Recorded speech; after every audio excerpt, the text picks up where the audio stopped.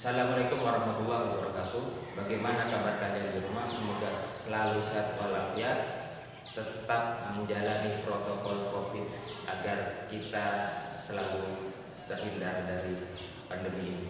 Sebelum kita masuk ke materi akuntansi, perkenalkan dulu, nama saya Heru Nurti Wiyono. Oke lah, kita sekarang langsung aja ke akuntansi. Pengertian akuntansi. Akuntansi adalah suatu proses mengidentifikasi, mencatat, mengelompokkan, mengolah, dan melaporkan. Apa itu mengidentifikasi? Mengidentifikasi adalah menentukan informasi akuntansi itu harus termasuk golongan mana, apakah golongan harta, apa golongan hutang, apa golongan modal. Kemudian mencatat semua informasi akuntansi mulai dari bukti transaksi. Harus semua transaksi keuangan harus ada bukti transaksi, kemudian dibukukan atau dicatat dalam jurnal. Yang ketiga adalah mengelompokkan, menggolong-golongkan dalam satu kelompok. Misalnya transaksi kas dijadikan satu di buku besar kas, kemudian hutang dijadikan satu dalam buku besar hutang. Kemudian mengolah apa yang sudah dicatat di buku besar dijadikan satu dalam neraca saldo. Kemudian diolah lagi di kertas kerja. Setelah pengolahan selesai, kita laporkan. Dalam melaporkan ini minimal perusahaan harus membuat 3 laporan. Yang pertama adalah laporan laba rugi, yang kedua laporan perubahan modal, dan yang terakhir adalah laporan neraca. Kemudian siapa yang akan memakai laporan akuntansi tersebut? Ada 2, dari pihak internal dan eksternal. Yang internal adalah manajer. Manajer adalah orang yang bekerja di dalam perusahaan tersebut. Kenapa dia membutuhkan laporan akuntansi? Untuk menentukan langkah-langkah perusahaan. Yang kedua adalah eksternal. Ada 6 pemakai eksternal. Yang pertama adalah investor atau calon investor. Kenapa investor atau calon investor membutuhkan laporan akuntansi?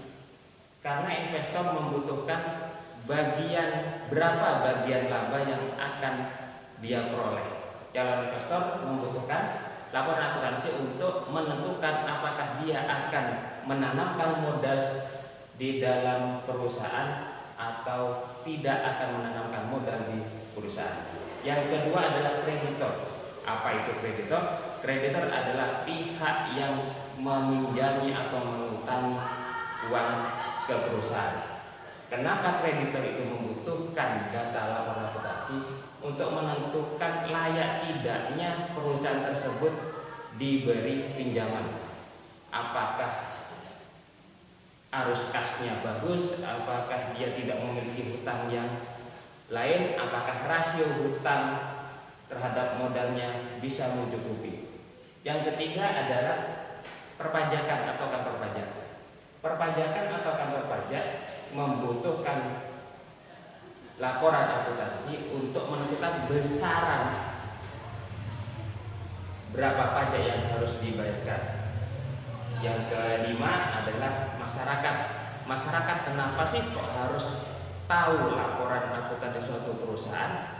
Masyarakat perlu tahu laporan akuntansi perusahaan untuk menuntut haknya. Apa hak masyarakat sekitar perusahaan untuk mendapatkan dana CSR?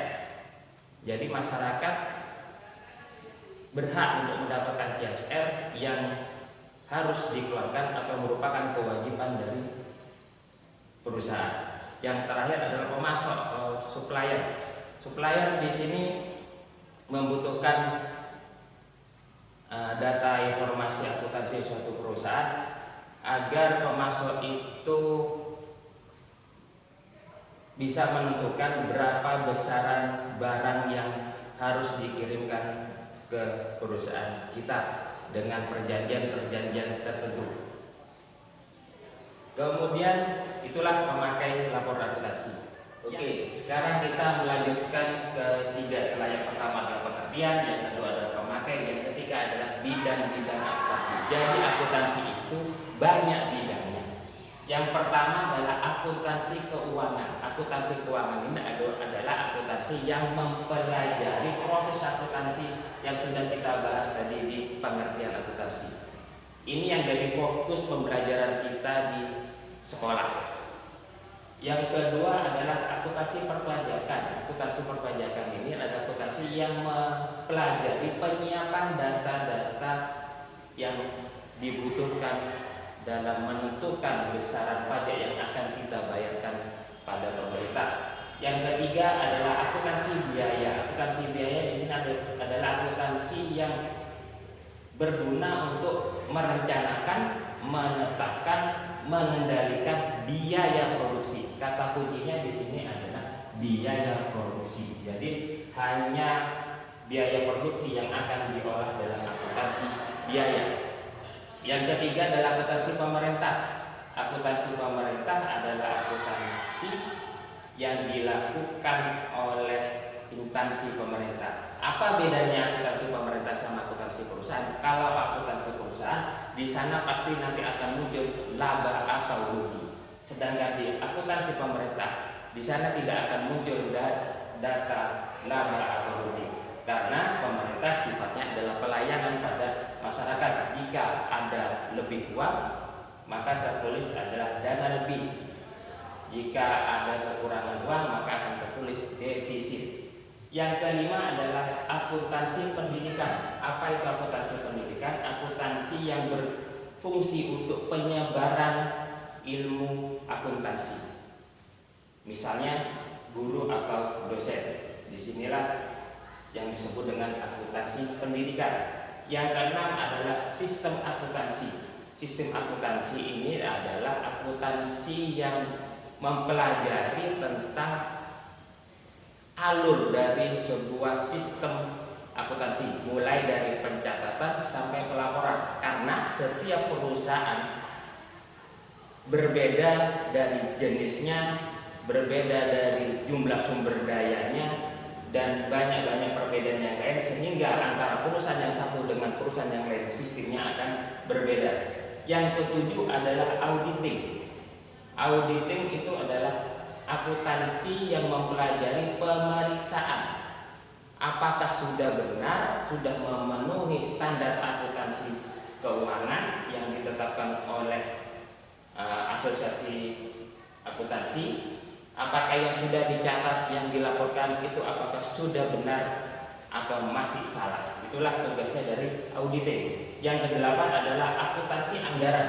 Akuntansi anggaran adalah akuntansi yang merencanakan penggunaan dana dari awal sampai akhir. Jadi ini disusun sebelum tahun buku berjalan. Yang terakhir adalah akuntansi manajemen. Akuntansi manajemen adalah untuk menentukan langkah perusahaan selanjutnya setelah membaca beberapa bidang akuntansi yang lain. Jadi di sini cukup banyak bidang-bidang akuntansi.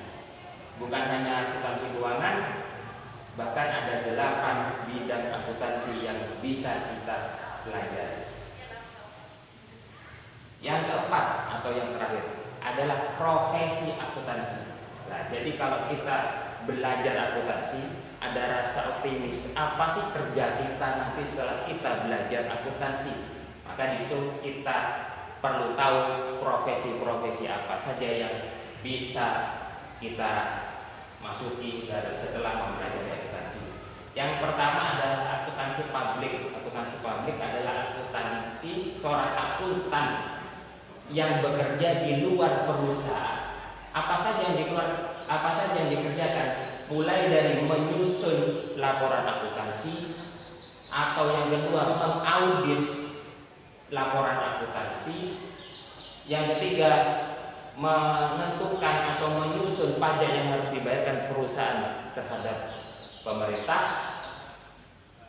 Selanjutnya menyusun sistem. Di sini tadi ada bidang-bidang akuntansi, sistem akuntansi. Nah, itu bisa akuntansi publik bisa menyusun sistem akuntansi yang sesuai dengan suatu perusahaan. Kemudian konsultasi. Setelah ada laporan keuangan, kadang perusahaan masih kebingungan apa langkah selanjutnya setelah ada data laporan akuntansi yang disusun oleh perusahaan. Apa misalnya setelah tersusun laporan akuntansi, di sana perusahaan akan menentukan langkah apakah perusahaan akan meminjam uang atau akan menjual obligasi ataukah akan menjual saham. Di sana kita bisa mengkonsultasikan dalam akuntansi publik. Yang kedua adalah akuntansi intern atau akuntansi manajemen. Ini adalah akuntansi yang bekerja di dalam perusahaan. Nah, karena dia bekerja dalam perusahaan, maka ada kewajiban bagi akuntansi manajemen atau intern untuk mengontrol semua kegiatan akuntansi mulai dari awal sampai akhir. Yang ketiga adalah akuntansi pemerintah. Ini kenapa saya bedakan, karena sesuai dengan bidang akuntansi. Akuntansi pemerintah ini akuntansi yang sangat berbeda dengan akuntansi perusahaan. Karena alur, kemudian pengguna dan fungsi dari akuntansi pemerintahan itu sangat berbeda dengan akuntansi perusahaan. Nah, pemerintah di sini akan membentuk yang namanya mungkin inspektorat, kemudian ada BPK yang akan menentukan benar salahnya suatu catatan dalam akuntansi pemerintahan, mulai dari kabupaten, provinsi sampai ke nasional. Itu 4 inti yang kita pelajari dalam akuntansi bab kali ini. Sebenarnya masih banyak yang perlu kita pelajari. Maka setelah video ini, saya juga menyediakan modul elektronik yang nantinya akan saya sampaikan setelah modul ini, setelah video ini. Jadi modul elektronik bisa kamu pelajari berulang-ulang. Jika nanti ada pertanyaan, bisa kita bahas pada pertemuan selanjutnya. Tentunya tetap lewat daring. Untuk sementara kali ini kalian pelajari secara komprehensif di rumah, dibaca, dilihat lagi video ini. Kemudian untuk latihan dan tugas kita sambung pertemuan selanjutnya. Saya kira cukup pertemuan kali ini. Mohon maaf kalau ada kesalahan. Semoga berguna untuk kalian. Saya Heri. Wassalamualaikum warahmatullahi wabarakatuh.